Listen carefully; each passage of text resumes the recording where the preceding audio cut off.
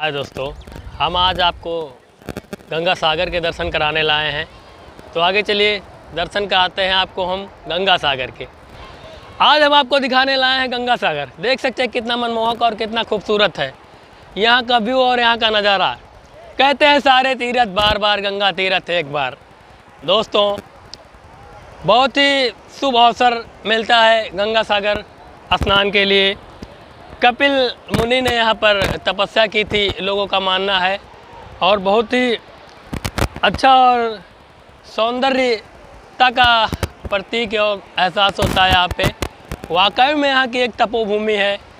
देख सकते हैं दोस्तों, वही सागर है जहाँ पे स्नान करने पर हमारे सारे पाप कट जाते हैं और बहुत ही आनंद की अनुभूति होती है। देख सकते हैं कितने लोग यहाँ पे आ चुके हैं दर्शन के लिए। कंटिन्यू यहाँ पर लोग यात्रा के लिए आते रहते हैं। आइए हम कुछ स्थानीय लोगों से बात करते हैं, देखते हैं क्या बोलते हैं वो। आइए जी, हम मिल चुके हैं चिन्मय मिश्र जी महाराज जी से, जो अभी यहाँ का इतिहास बताएंगे गंगा सागर जी के बारे में। जी बताइए। नमस्कार, सभी दर्शकों को स्वागत है हमारी तरफ से। और आप सभी लोग जो देख रहे हैं इसको गंगा सागर धाम में आने के लिए आपको प्रेरित करते हैं हम। इधर आइए और खुशी और खुशहाल में आपका ज़िंदगी का एक नया शुरुआत कीजिए। गंगा सागर एक इतिहास या सत्यता एक कथा है।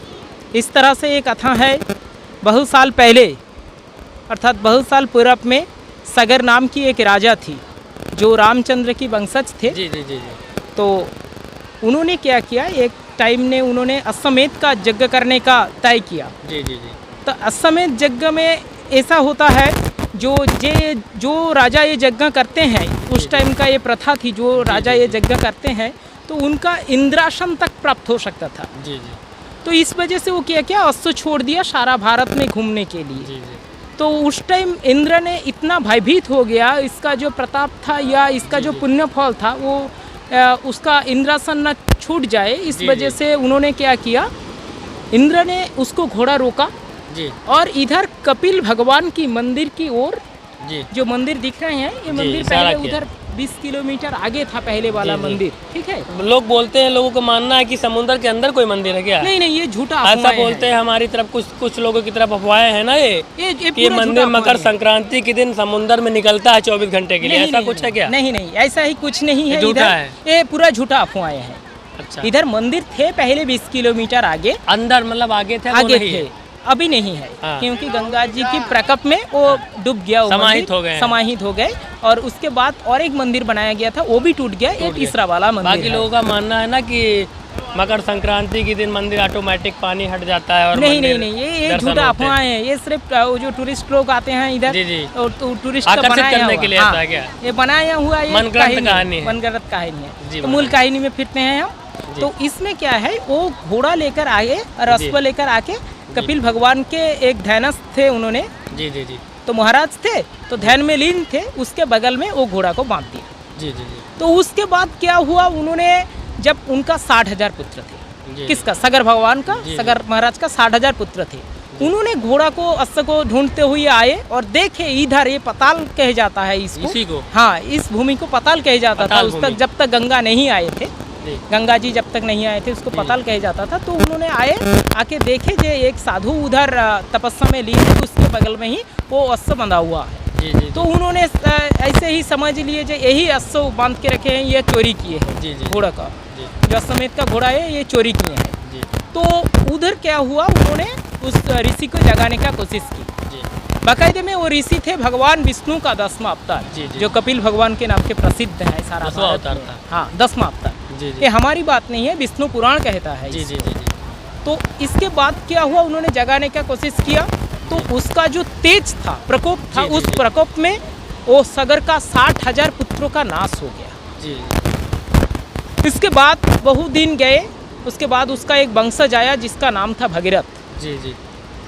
उन्होंने एक दिन सपने में देखा उनका 60,000 पूर्वज भटक रहे हैं, उनका आत्मा मुक्ति नहीं मिल रही है, यहीं पे भटक रहे हैं। तो उन्होंने उसका मार्ग ढूंढने के लिए शंकर भगवान का घोर तपस्या किया।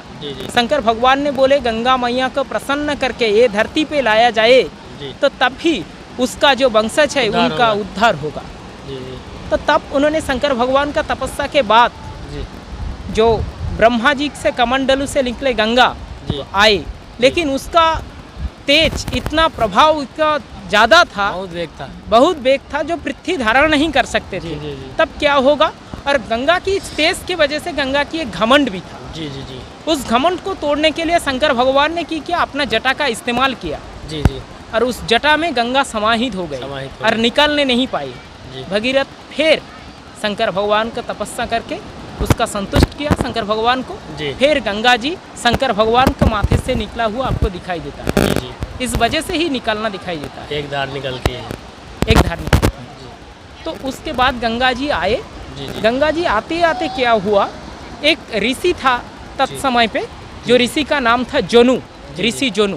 जी तो उसका अभी गंगा का इतना प्रभाव था, उन्होंने सभी मंदिर और जी, जो धर्मस्थल थे, वो सन्यासियों के जो रहने का आवास स्थल थे, वो पूरे डुबो के ले आए थे जी जी यहीं तो पे। यहीं पे आने के टाइम। जी तो उस समय क्या हुआ, जोनू ने उसको पूरा मुंह से जी पूरा अंदर कर लिया। जी जी उसके बाद भगीरथ जी ने उस जोनू ऋषि को तपस्या करके उसको संतुष्ट किया, लेकिन जोनू ने बोला हम जब इसको मुंह से निकालेंगे तो गंगा झूठा हो जाएगी। उस वजह से उन्होंने क्या किया, अपना जंघा तोड़ के गंगा जी को निकाले। इसलिए गंगा जी का और एक नाम है जिसको कहते हैं जाह्नवी। जानवी जाह्नवी, जानवी ना। हाँ, इस वजह से उसका नाम हुआ जाह्नवी। जानवी और उसका जो पवित्रता, वो ऋषि का जो तेज था, जो पवित्रता थी, वो पूरा गंगा जी में समाहित हुई। जी जी इस वजह से गंगा इधर आए। गंगा की पवित्र पानी से जी सगर भगवान की, सगर राज की 60,000 पुत्रों को मुक्ति मिली। हाँ इस वजह से हम जब फोटो देखते हैं, देखिए गंगा जी को भगीरथ एक शंख बजा के लेकर आ रहे थे, सामने सामने गंगा जी पीछे हाँ, से आ रहे थे। तो इस वजह से मर्तवासी का भी कल्याण हुआ और उद्धार हुआ। जी जी और इस धाम की इतना पवित्रता है, इसका जल, स्थल, अंतरिक्ष, पाताल, जी जी जो भूमि में कोई पैर रखे इस भूमि में, जी, जी। उसको पवित्रता मिलता है। और एक सत्य काम, महाराज जी। हाँ, जी। गंगा सागर में आके गंगा नहान के बाद गंगा किनारे बैठ के जी। गंगा भगवान की, शंकर भगवान और गंगा मैया की एक पूजा करना चाहिए विधि पूर्वक। जी जी जी ये प्रति धार्मिक जो श्रद्धालु आते हैं उनको करते हैं। करना ही चाहिए, क्योंकि आप एक संकल्प के साथ आते हैं। सही है। वो संकल्प आपको ब्रह्मा द्वारा प्राप्त होता है, सही। क्योंकि वेद ज्ञान उनके पास है, आपके पास हो सकता है, लेकिन हमारे घर में जब पूजा होती है, अर्चना होती है, जी, तब जी। कौन आता है? कोई ना कोई पुरोहित या ब्राह्मण आता है, बिल्कुल, क्योंकि बिल्कुल। हम सभी जान सकते हैं, लेकिन वो काम नहीं कर सकते। सही। इस वजह से इधर आके जिसका जो एक, काम वही कर हाँ, सकता है ना। इधर करना चाहिए। यही गंगा सागर की इतिहास है। ब्राह्मण सर्वोपरि माना गया है। हाँ, सही।